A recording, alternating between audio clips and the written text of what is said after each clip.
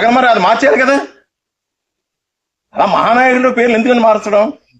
ఇప్పుడు రాజశేఖర రెడ్డి ప్రవేశపెట్టిన ఆరోగ్యశ్రీ ఉంది, దాన్ని తీసేశారండి. మనం తీసేసి దాంట్లో 250 రకాలు పెడితే ఆయన 4-5 రకాలు పెట్టి ఎన్టీఆర్ భరోసా అని పెట్టారండి. అలాంటి మరి నడిపించిన నాయకులు లేనప్పుడు ఎక్కడ వేసిన గోకలు అక్కడే కదా సార్ ఉండేది. ఫండ్స్ అయితే ఉన్నాయి, తెచ్చుకుని ఖర్చు పెట్టుకునే నాయకుడు ఉండాలి కదా సార్. నిడదవోలు నియోజకవర్గాన్ని అభివృద్ధి పరిచేందుకు కాంగ్రెస్ పార్టీ దగ్గర ఉన్న ప్రణాళిక ఏంటి? మేమైతే మారిన పార్టీ కాదు సార్, చేతల పార్టీ.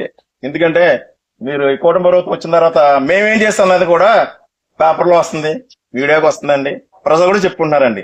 దీన్ని బట్టి ప్రజలకి నమ్మకం కలిగిందండి మా మీద. ఈసారి వీళ్ళకి ఛాన్స్ ఇవ్వాలి, చూసాము ఆల్రెడీ 5 సంవత్సరాలు చూసాము, మోసపోయాము.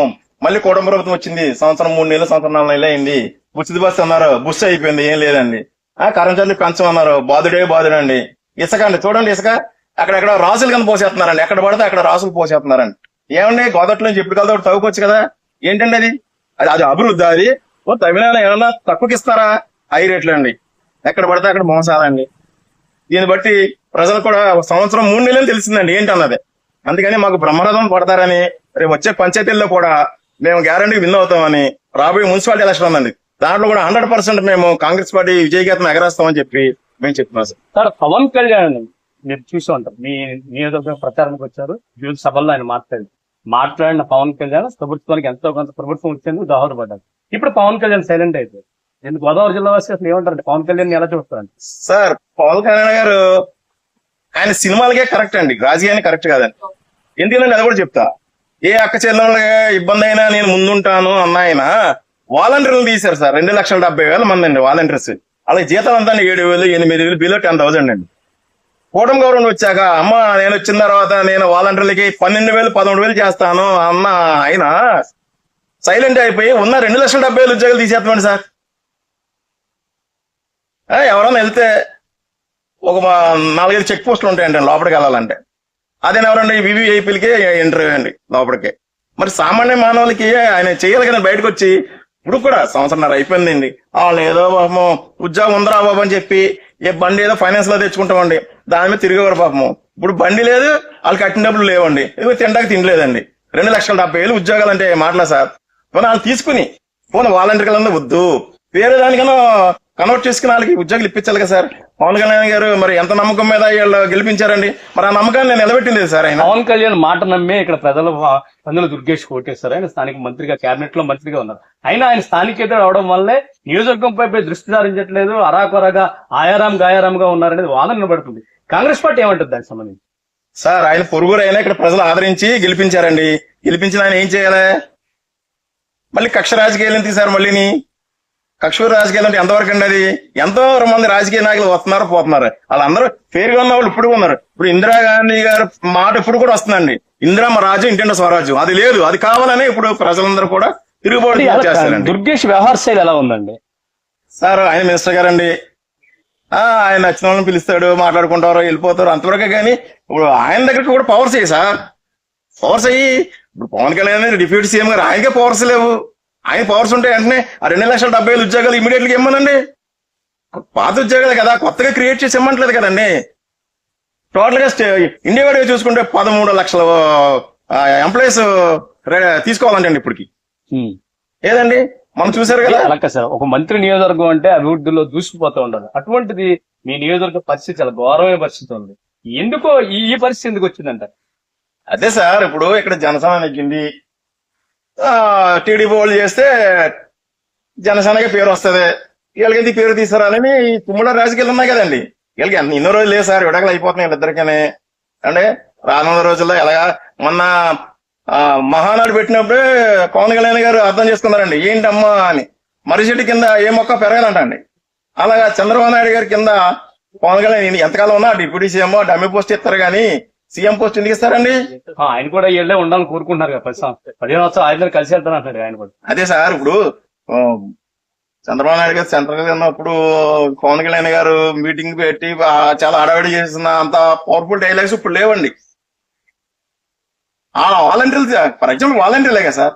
పవన్ కళ్యాణ్ గారు సనాతన ధర్మం గురించి మీరు విన్నారు, సనాతన ధర్మం గురించి పెద్ద ఎత్తున పోరాటం చేస్తారు. అసలు సనాతన ధర్మం గురించి గోదావరి జిల్లాలో ప్రజల అభిప్రాయం ఏంటండి? సార్ సనాతన ధర్మం అంటున్నారు, మరి ముస్లింస్ కూడా ఎంచుకున్నారండి. క్రిస్టియన్స్ ఓట్లు ఎందుకు ఎంచుకున్నారు? సనాతన ధర్మం అంటే హిందూ రాజ్యాంగం తీసుకొద్దామని చూస్తున్నారు కానీ మీకు క్రిస్టియన్ ఓట్లు ఎందుకు కావాలండి? అలాంటప్పుడు నాకు హిందూసే ఓట్లు వేయండి, క్రిస్టియన్స్ వేయద్దు, నాకు మైనారిటీస్ వేయద్దు, ముస్లిమ్స్ వద్దు అని చెప్పాలి కదా సార్ మా మీటింగ్లకు వచ్చినప్పుడు. ఇప్పుడు సనాతనం ఇప్పుడు గుర్తొచ్చిందా సార్? సనాతనం ఏంటంటే సమాన పాలన. పోనీ ఏది ఎక్కడ చేసావు? తిరుమల లడ్డు అంత పెద్ద వివాదం చేస్తారండి. తిరుమల అంటే ఆంధ్రప్రదేశ్ కి చాలా పెద్దది, మనందరూ కూడా కలియుగ దైవం, మనందరూ ముఖ్య దేవుడు. అటువంటి దేవుడికి సంబంధించిన ప్రసాదం గురించి పెద్ద ఎత్తున వ్యాఖ్యం చేశారు కదా, ఆ అంశాన్ని ఎలా చూడొచ్చు? ఇప్పుడు ఏదన్నా ఇప్పుడు సూపర్ 6 పథకాలు పెట్టారు సార్ చంద్రబాబు నాయుడు గారు. ఇప్పుడు ఆ టాపిక్ మర్చిపోవాలంటే ఏదో కొత్త టాపిక్ డైవర్ట్ చేయాలా? జన మైండ్ ఆలోచన డైవర్ట్ చేయాలా? ఈ మైండ్ ని డైవర్ట్ చేసినప్పుడు ఏమవుతుందండి, ఈ సూపర్ 6 పథకాలు కొంతకాలం ఒక 6 నెలలు వెనకబడిపోతాయి. కాబట్టి తిరుపతి లడ్డు మీద ఒక 6 నెలలు గడిచిందండి. ఏం చేశారండి? మధ్యలో లేరు, అదే ఫాల్స్ కేసు, ఇది మనం పట్టించుకోకూడదు, మళ్ళీ మనం గవర్నమెంట్ మీద బ్యాడ్ వస్తుందని చెప్పి మధ్యలో వదిలేశారండి. మరి అంత గట్టిగా పట్టుకుంది ఆయన, దాని మీద ఆ కేసు క్లోజ్ చేసేయాలి కదండి. ఏమీ లేదు కాబట్టి చేయలేకపోయారండి. కాంగ్రెస్ పార్టీ తూర్పు గోదావరి జిల్లాలో పరిస్థితి ఎలా ఉంది? ఏ పరిస్థితి నుంచి ఏ పరిస్థితికి వచ్చింది? తూర్పుగోదావరి జిల్లాలో సార్ ఐసీలో ఉన్న పేషెంట్ ఎలా ఉన్నాడో అది ఉండదు సార్ ఒకప్పుడు. ఇప్పుడు బెడ్ మీదకి వచ్చేసిందండి పార్టీ. మొన్న నుంచి రోడ్డు మీద పరిగెట్టేస్తున్నాడండి. దాన్ని బట్టి ఎంత దూసుకుపోతుందో మీరు అర్థం చేసుకోవాలి. ఎందుకంటే రీసెంట్ గా కూడా శరవణం గారు 2487 కిలోమీటర్లు సుడిగాలి పర్యటన చేశారండి. ఎక్కడికి వెళ్ళినా బ్రహ్మరథమే, ఎక్కడికి వెళ్ళినా ఏ కాన్స్టిట్యూన్సీకి వెళ్ళినా జెండాలు రెపరెపలు. దాన్ని బట్టి జనం ఫాలోయింగ్ అండి. మరి అంత ఫాలోయింగ్ ఉన్న పార్టీకి జనం మమ్మల్ని కోరుకుంటారని చెప్పి మేము 100% నమ్ముతున్నాం సార్. ఎలా సార్ రేపు పొద్దున్న రాబోయే అంటే పార్టీ ఎదుగుదలకు సంబంధించి జాయినింగ్స్ కానీ, నూతన జాయిన్ చేసే కార్యక్రమాలు కానీ ప్రజలకు దగ్గర అయ్యేందుకు కాంగ్రెస్ పార్టీ ఎటువంటి ఎజెండా నుంచి జాయినింగ్ ఆల్రెడీ మాకు స్టార్ట్ అయిపోయినాయి సార్. 100 మంది వస్తున్నారు. ఏ పల్లెటూరు వెళ్ళినా గానీ మాకు సూపర్ 6 వీళ్ళు అలగబెట్టారో మాకు ఏఐసిసి నుంచి 7 బుల్లెట్ పాయింట్లు పంపించారండి. అంటే ఏంటి, కాంగ్రెస్ పార్టీ ఉన్నప్పుడు ఎలాగుంది ప్రజలకి, ఈ తర్వాత 2-3 పార్టీలు వచ్చి ఏమి అలగబెట్టినాయి అని మేము ఒక బుల్లెట్ పాయింట్లు పంపిస్తే, ఇండియా వడిగానే పంపిస్తే మేము కూడా ఒక 10,000 బాంబులు వేయించి మేము ప్రతి గ్రామానికి వెళ్తున్నామండి. బ్రహ్మరథం పడుతున్నారండి. కాంగ్రెస్ పార్టీ పూర్వవైపు మళ్ళీ వచ్చేస్తుంది, మా అందరికి మంచి రోజులు వస్తాయి. మెయిన్ నిరుపేదలు కానించి మధ్య కుటుంబం వాళ్ళందరూ కూడా కాంగ్రెస్ పార్టీ తోటే మనగడని మేము తెలియపరుస్తాం సార్. వాళ్ళకి రాబోయే రోజుల్లో రాహుల్ గాంధీ గారు ప్రధానమంత్రి 100% ఖాయం. ఆయన ఆలోచనలు ఈ యువతకి ఉపాధి. ఇప్పుడు మీరు చూశారు మొన్న లోకేష్ గారు, టీజీ భరత్ గారు వీళ్ళందరూ ఎక్కడ విదేశాలు వెళ్ళి మాకు ఇండస్ట్రీస్ కావాలి, మాకు పవర్ ప్లాంట్లు కావాలి, యువతకి ఉపాధి కావాలని చెప్పి అక్కడికి వెళ్ళి అడుగుతామండి సార్. మన దగ్గర కట్టే గట్స్ ఉంటే వాళ్ళు వచ్చి మన దగ్గర పెట్టుబడులు పెడతారు. ఫర్ ఎగ్జాంపుల్ చుట్టుపక్కల ఇక్కడ కేఎస్సీ ఫ్యాక్టరీ ఉంది సార్, దీని మీద 100 మంది బతికారు, అది మూసేది. అక్కడ విజయనగరం పవర్ ప్లాంట్ ఉందండి, అది రన్నింగ్ ప్లాంట్. దాంట్లో టీజీ భరత్ అన్న ఆయన ఇండస్ట్రీ శాఖ మంత్రి అండి, ఆయన భారీ పరిశ్రమ శాఖ మంత్రి అండి. ఆయన ప్లాంట్ లో మూసేసుకున్నాడు. అలాంటి ఆయన ప్లాంట్లు కావాలని చెప్పి, ఇండస్ట్రీస్ కావాలని చెప్పి విదేశాలు వెళ్తున్నాడండి. ఉన్నదా కూడా సరిపెట్టుకోలేకపోతున్నాడు. ఎక్కడికి వెళ్తే ఎవరు ఇచ్చేస్తారు, ఏం చూసి ఇచ్చేస్తారు సార్? అందుకని కాంగ్రెస్ పార్టీ మీద నమ్మకం ఉంది కాబట్టి జనానికి కాంగ్రెస్ పార్టీ అధికారంలోకి వచ్చిన వెంటనే యువతకి ఉపాధి వస్తుందండి. మిలిటరీస్ ఉంటుంది సార్. మొన్న మిలిటరీలో 180,000 ఉద్యోగాలు ఖాళీ ఉన్నాయంటండి. మరి నిరంతరం వాళ్ళు కష్టపడే వాళ్ళు అవి కూడా తీయలేకపోతే ఇంకెందుకు సార్? అంత భారీ రక్షణ శాఖ అని చెప్తున్నారు.